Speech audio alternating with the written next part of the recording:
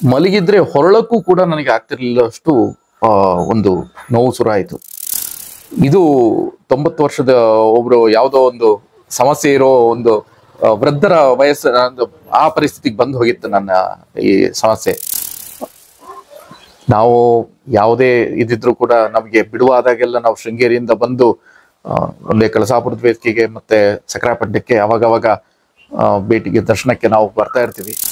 ಅಯ್ಯೋ ಇವರೇನಾ ಗುರುಗಳು, ಏನ್ ಹೇಳ್ತಾರೆ ಅವರು ಅನ್ನೋ ಒಂದು ಭಾವನೆಯಲ್ಲೇ ಖಂಡಿತ ನಾವು ಬಂದಿದ್ದು. ನಮ್ಮ ತಾಯಿ ತಂದೆ ಫಸ್ಟ್ ಹೇಳೋರು ಅವ್ ಯಾರು ಗುರುಗಳು ನೋಡು, ಮತ್ತೆ ಯಾಕೆಂದ್ರೆ ಗುರುಗಳು ಅಂದ್ರೆ ಯಾವ ರೀತಿ ಎಲ್ಲ ನಾವು ಎಲ್ಲಾ ತರನು ಕೇಳಿದೀವಿ. ಅಯ್ಯೋ ಇವರೇನಾ ಗುರುಗಳು, ಏನ್ ಹೇಳ್ತಾರೆ ಅವರು ಅನ್ನೋ ಒಂದು ಭಾವನೆಯಲ್ಲೇ ಖಂಡಿತ ನಾವು ಬಂದಿದ್ದು. ಆಮೇಲೆ ಅವರು ಸೊಂಟದಲ್ಲಿ ಉಡ್ದಾರ ಎಷ್ಟು ವರ್ಷ ಆಯ್ತಯ್ಯ ನೀವು ಚೇಂಜ್ ಮಾಡಿ ಅಂತಾನೆ ಫಸ್ಟ್ ಕೇಳಿದ್ದವರು ಗುರುಗಳು.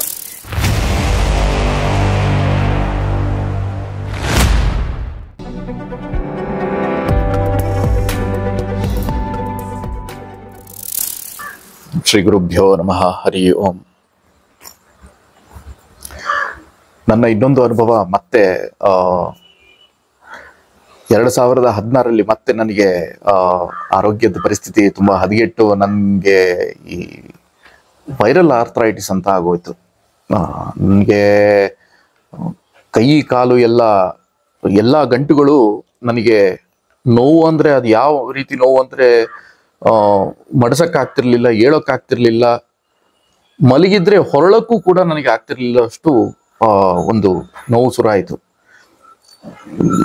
ಇದು ನನಗೆ ಮೊದಲಿಗೆ ಗೊತ್ತಾಗ್ಲಿಲ್ಲ. ಚಿಕುನ್ಗುನ್ಯಾ ಅಂತ ಹೇಳ್ಕೊಂಡು ಕೆಲವರು ಹೇಳಿದ್ರು. ಆಮೇಲೆ ಮಂಗಳೂರಲ್ಲಿ ನನಗೆ ಟ್ರೀಟ್ಮೆಂಟ್ ಆಯಿತು. ಮಂಗಳೂರಲ್ಲಿ ಏನು ಹೇಳಿದ್ರು ಅಂದ್ರೆ ಇದು ಯಾವುದು ಅಲ್ಲಪ್ಪ, ಇದು ವೈರಲ್ ಆರ್ಥರೈಟಿಸ್ ಅಂತ ಹೇಳಿದ್ರು. ಇದಕ್ಕೆ ನನಗೆ ಬಹಳ ಚಿಂತೆ ಆಗೋಯ್ತು. ಮತ್ತೆ ನನಗೆ ಗುರುನಾಥರನ್ನ ಇದನ್ನ ನನಗೆ ಒಂದು ದಾರಿ ತೋರಿಸಿದ್ರು. ಎಲ್ಲ ಮದ್ದುಗಳು ಆಗೋಯ್ತು. ನನಗೆ ಆಯುರ್ವೇದ ಟ್ರೈ ಮಾಡಿದೆ, ಹೋಮಿಯೋಪತಿ ಟ್ರೈ ಮಾಡಿದೆ. ಇವೆಲ್ಲವೂ ಔಷಧಿಗಳು ಯಾವುದು ನನ್ನ ಇದರ ಮೇಲೆ ಕೆಲಸ ಮಾಡಲಿಲ್ಲ. ಕಡೆಗೆ ಏನೋ ಬಹಳ ಕಷ್ಟಪಟ್ಟು ಅವರು ನನಗೆ ನನ್ನ ಟ್ರೀಟ್ ಮಾಡಿದ ಡಾಕ್ಟ್ರು ನನಗೊಂದು ಮಾತ್ರೆ ಕೊಟ್ಟಿದ್ರು. ಆ ಮಾತ್ರೆ ತಗೊಂಡು ಒಂದು 2 ಗಂಟೆ ಆದಮೇಲೆ ನನಗೆ ಸ್ವಲ್ಪ ಆರಾಮ ಅನ್ನಿಸ್ತಿತ್ತು. ಆವಾಗ ಕೈಕಾಲು ಅಲ್ಲಾಡ್ತಿತ್ತು, ಕೈಕಾಲು ಮಡ್ಸಕ್ಕೆ, ಗಂಟುಗಳು ಮಡ್ಸಕ್ಕಾಗ್ತಿತ್ತು. ನಾನು ಆ ಟೈಮಲ್ಲಿ ಹೋಗಿ ಡ್ಯೂಟಿ ಮಾಡಿಕೊಂಡು ಬಂದ್ಬಿಡ್ದೆ ಆ ಮಾತ್ರೆಯಲ್ಲಿ. ಇದನ್ನೇ ಮಾಡ್ತಾ ಇದ್ದೆ. ಮತ್ತೆ ಅವರು ಬರಕ್ಕೆ ಹೇಳಿದ್ದ ಒಂದು ಇದರಲ್ಲಿ ಮತ್ತೆ ನಾನು ವಾಪಸ್ಸು ಮಂಗಳೂರಲ್ಲಿ ಹೋಗಿ ಆ ಡಾಕ್ಟ್ರನ್ನ ಕಂಡಾಗ, ಆ ಡಾಕ್ಟ್ರು ನಾನು ಶಾಲೆಯಲ್ಲಿ ಓದಿದ ನಮ್ಮ ಸೀನಿಯರು, ಅವರು ಆತ್ಮೀಯರಾಗೂ ಇದ್ರು ನನಗೆ. ಆ ಡಾಕ್ಟ್ರು ನನಗೆ ಹೇಳಿದ್ರು, ನಿನಗೆ ಕೊಟ್ಟಿದ್ದ ಮಾತ್ರೆನ ನೀನು ಯಾವಾಗಲೂ ತಗೋ ಅಂತ ಹೇಳಿದ್ದಕ್ಕಲ್ಲ, ಇದನ್ನ ತಗೊಂಡ್ರೆ ನಿನ್ನ ಲಿವರು ಕಿಡ್ನಿ ಎಲ್ಲ ಡ್ಯಾಮೇಜ್ ಆಗಿ ಹೋದಿತ್ತು. ನೀನು ಆ ಮಾತ್ರೆ ನಿಲ್ಲಿಸು, ಬೇರೆ ಯಾವುದೇ ಮದ್ದನ್ನ ನೀನು ಟ್ರೈ ಮಾಡೋದಕ್ಕೆ ಹೋಗಬೇಕಾದ್ರೆ ಸಮಸ್ಯೆ ಇಲ್ಲ, ಆದರೆ ಇದನ್ನ ಮಾತ್ರ ಪ್ರತಿ ದಿವಸ ತಗೊಂಡು ನೀನು ಹೋಗ್ಬೇಡ ಅಂತೇಳಿ. ಇದನ್ನ ನಾನು ಬಹಳ ಚಿಂತೆಗೀಡು ಮಾಡಿಬಿಡ್ತು. ಇದನ್ನ ತಗೊಳ್ಳೋದಲ್ಲೇ ಇದ್ರೆ ನನಗೆ ಕೈಕಾಲೇ ಆಡೋದಿಲ್ಲ. ಬೆಳಿಗ್ಗೆ ಎದ್ದು ಬ್ರಷ್ ಹಿಡಿಯೋಕೆ ನಾನು ಬೆಳಿಗ್ಗೆ ಎದ್ದು ಹಾಸಿಗೆಯಿಂದ ಎದ್ದು ನಾನು ನೆಲದ ಮೇಲೆ ಕಾಲಿಡಬೇಕಾದ್ರೂ ನನಗೊಂದು 5ರಿಂದ 10 ನಿಮಿಷ ಬೇಕಾಗ್ತಿತ್ತು. ಇದು 90 ವರ್ಷದ ಒಬ್ರು ಯಾವುದೋ ಒಂದು ಸಮಸ್ಯೆ ಇರೋ ಒಂದು ವೃದ್ಧರ ವಯಸ್ಸು ಆ ಪರಿಸ್ಥಿತಿಗೆ ಬಂದು ಹೋಗಿತ್ತು ನನ್ನ ಈ ಸಮಸ್ಯೆ. ಇಂಥ ಆರೋಗ್ಯ ಸಮಸ್ಯೆ ಇಟ್ಕೊಂಡು ಹೇಗಪ್ಪ ನಾನು ಮುಂದೆ ಅಂತೇಳಿ ಮತ್ತೆ ಗುರುನಾಥರ ಮೊರೆ ಹೋದೆ. ಗುರುನಾಥರು ಹೇಗಿದ್ರು ನಮ್ಮ ಒಟ್ಟಿಗೆ ಇದ್ದಾರೆ. ಆದ್ರೆ ಹಣೆ ಬರದಲ್ಲಿ ಅನುಭವಿಸ್ಬೇಕಲ್ಲ ನಾವು ಮಾಡಿದ್ದ ಕರ್ಮಗಳನ್ನ, ಅದು ಎಲ್ಲಿ ಅಷ್ಟೆಲ್ಲ ಅನುಭವಿಸ್ಲೇಬೇಕಾಗಿತ್ತು. ಒಂದ್ ದಿವಸ ಒಬ್ರು ಬಂದು ನಮ್ಮನೆಗೆ ಹಾಲು ಕೊಡೋರು ಬಂದು ಒಬ್ರು ಬಗ್ಗೆ ಹೇಳಿದ್ರು, ನೋಡಿ ಹಿಂಗಿಗೆ ಕೋಣಂದೂರಲ್ಲಿ ಒಬ್ರು ಇದ್ದಾರೆ, ಅಲ್ಲಿ ನೀವು ಹೋಗಿ ಪ್ರಯತ್ನ ಮಾಡ್ಬೋದು ಅಂತೇಳಿ ಆ ಮದ್ದು ಮಾಡಕ್ಕೆ. ನನಗೆ ಅವತ್ತು ಮತ್ತೆ ಗುರುನಾಥರು ಹೇಳ್ದಂಗಾಯ್ತು, ನೀನು ಹೋಗಯ್ಯ, ಅಲ್ಲಿಗೆ ಹೋಗು, ನಿನಗೆ ಆರಾಮಾಗತ್ತೆ ಅಂತ ಹೇಳೋ ಹಂಗೆ ಒಂದು ಅನುಭವ ಆಯಿತು ನನಗೆ. ಮತ್ತೆ ವಿನಿಲಾ ಕಿಟ್ಟಿಯವರಿಗೂ ಫೋನ್ ಮಾಡಿ ಕೇಳಿದ್ದಕ್ಕೆ, ಇಲ್ಲ ಸರ್ ಎಲ್ಲ ಸರಿ ಆಗುತ್ತೆ ಅಂತ ಹೇಳಿದ್ರು, ಗುರುನಾಥರಿದ್ದಾರೆ, ಏನು ಇದು ಮಾಡಬೇಡಿ ಅಂತ ಹೇಳಿದ್ರು. ಅಲ್ಲಿಗೆ ಹೋದೆ. ಅಲ್ಲಿಗೆ ಹೋಗಿ ನಾನು ಔಷಧಿ ತಗೊಂಡು ಅಲ್ಲಿದು ಬಂದು ಗುರುನಾಥರನ್ನ ನೆನೆದು, ಚಂದ್ರಶೇಖರ ಭಾರತಿಗಳನ್ನು ನೆನೆದು ನಾನು ಔಷಧಿನ ತಗೊಳಕ್ಕೆ ಶುರು ಮಾಡಿದೆ. ಬರೀ ಒಂದೇ ಒಂದು ವಾರದಲ್ಲಿ ನನಗೆ ಆ ಸಮಸ್ಯೆ ಸಂಪೂರ್ಣವಾಗಿ ದೂರ ಆಯಿತು. ಆಮೇಲಿಂದ ನನಗೆ ಆ ಸಮಸ್ಯೆನೇ ಬಂದಿಲ್ಲ. ನಾವು ಯಾವುದೇ ಇದಿದ್ರು ಕೂಡ ನಮಗೆ ಬಿಡುವಾದಾಗೆಲ್ಲ ನಾವು ಶೃಂಗೇರಿಯಿಂದ ಬಂದು ಒಂದೇ ಕಳಸಾಪುರದ ವೇದಿಕೆಗೆ ಮತ್ತೆ ಸಕ್ರಾಪಟ್ಟಣಕ್ಕೆ ಅವಾಗವಾಗ ಭೇಟಿಗೆ ದರ್ಶನಕ್ಕೆ ನಾವು ಬರ್ತಾ ಇರ್ತೀವಿ.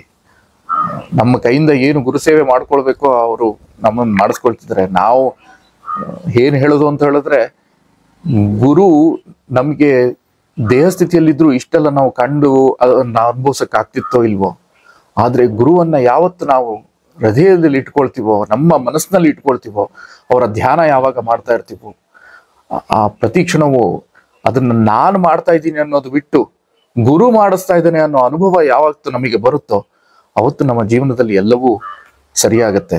ನಾವು ಅಂತೇಳಿ ಹೋದಾಗ ಅದರದ್ದ ಫಲಾಫಲ ಅದನ್ನು ನಾವು ನಮ್ಮ ರೀತಿಯಲ್ಲಿ ಅನುಭವಿಸ್ಬೇಕಾಗತ್ತೆ.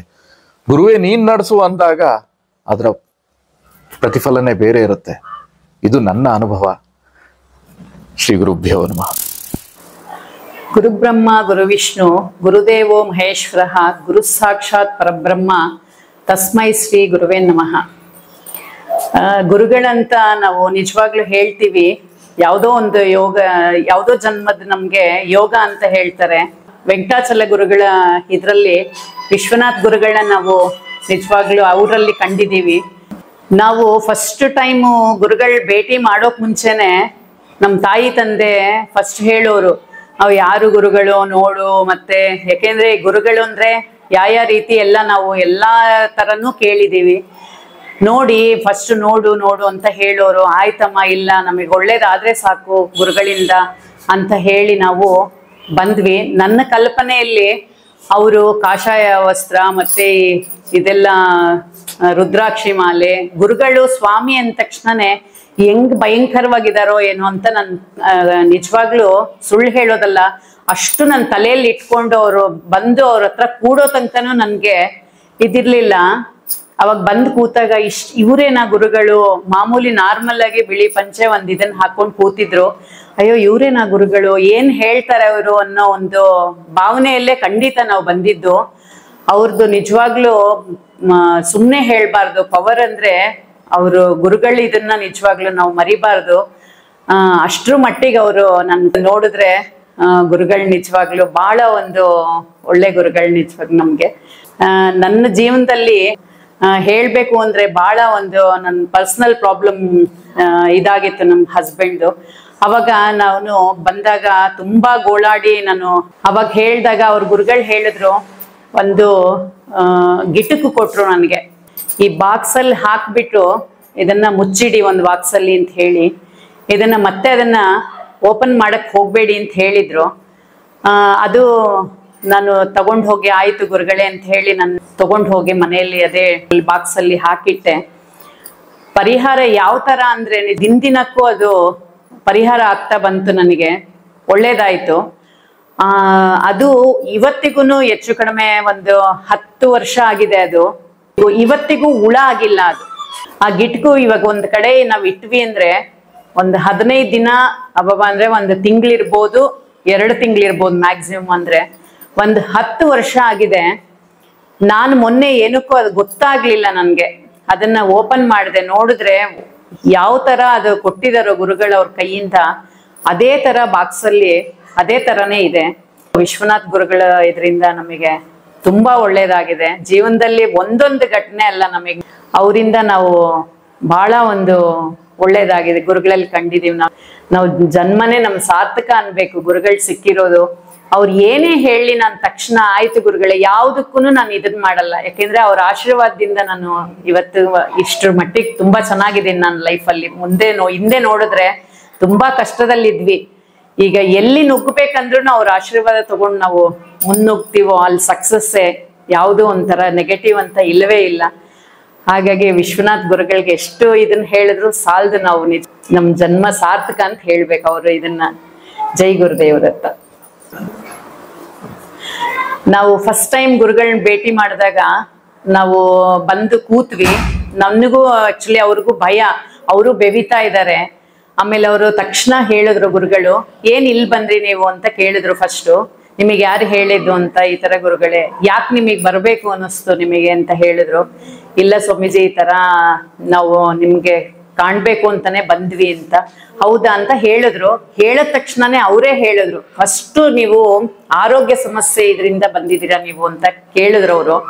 ಹೌದು ಗುರುಗಳೇ ಅಂತ ಹೇಳಿದ್ವಿ. ಬಹಳ ಕಷ್ಟದಲ್ಲಿದ್ದೀರಲ್ವಾ ನೀವು ಅಂತ ಆ ಮಾತು ಹೇಳಿದ್ರು ಫಸ್ಟ್ ಟೈಮು. ಹೌದು ಗುರುಗಳೇ, ಬಹಳ ಕಷ್ಟದಲ್ಲಿದ್ದೀವಿ ನಾವು ಈ ತರ ಅಂತಂದು. ಆಮೇಲೆ ಅವರು ಸೊಂಟದಲ್ಲಿ ಉಡ್ದಾರ ಎಷ್ಟು ವರ್ಷ ಆಯ್ತಯ್ಯ ನೀವು ಚೇಂಜ್ ಮಾಡಿ ಅಂತಾನೆ ಫಸ್ಟ್ ಕೇಳಿದ್ದವರು ಗುರುಗಳು. ಅವಾಗ ಯಾಕೆಂದ್ರೆ ನಮಗೆ ಏನ್ ಹೇಳ್ಬೇಕು ಅಂತಾನು ಕೇಳ್ಬೇಕು ಅಂತಾನು ನಮಗೆ ತಕ್ಷಣನೇ ಅವರೇ ಹೇಳ್ಬಿಟ್ರು, ಈ ತರದಕ್ಕೆ ಬಂದಿದ್ದೀರಾ ನೀವು, ಈ ತರ ಇದ್ದಾನೆ ಅಂತಂದು.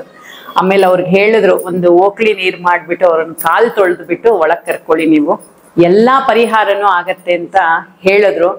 ಇವತ್ತಿಗೂ ಗುರುಗಳು ಮುಂಚೆ ಹೆಂಗೆ ಇದಾಗಿದ್ದಾರೆ ಇವಾಗೂನು ಹಂಗೆ ಇದ್ದಾರೆ. ನಾನ್ ನಿಮ್ ಹಿಂದೆ ಇದೀನಿ ಅಂತ ಒಂದು ಅವರು ವೆಂಕಟಾಚಲ ಗುರುಗಳು ಯಾವ ತರ ಹೇಳ್ತಿದ್ರು ಅದು ನಮಗ್ ಗೊತ್ತಿಲ್ಲ. ಆದ್ರೆ ಈ ಗುರುಗಳಲ್ಲಿ ನಾವು ವಿಶ್ವನಾಥ್ ಗುರುಗಳಲ್ಲಿ ಕಂಡಿದೀವಿ. ಅವ್ರು ಇವತ್ತಿಗೂ ಹೇಳ್ತಾರೆ, ನಿಮ್ ಹಿಂದೆ ನಾನು ಇದೀನಿ, ಮುಂದುವರಿರಿ ಯಾವುದಕ್ಕೆ ಆಗ್ಲಿ ಅಂತ ಹೇಳ್ತಾರೆ. ಬಹಳ ಒಂದು ಎಷ್ಟು ನಮಸ್ಕಾರ ಹೇಳಿದ್ರು ಸಾಲದು ನಾವು. ಜೈ ಗುರುದೇವರತ್ತ. ದಯಮಾಡಿ ಮರೆಯದೆ ಲೈಕ್ ಮಾಡಿ, ಕಮೆಂಟ್ ಮಾಡಿ ಹಾಗೂ ಸಬ್ಸ್ಕ್ರೈಬ್ ಮಾಡಿ, ಬೆಲ್ ಬಟನ್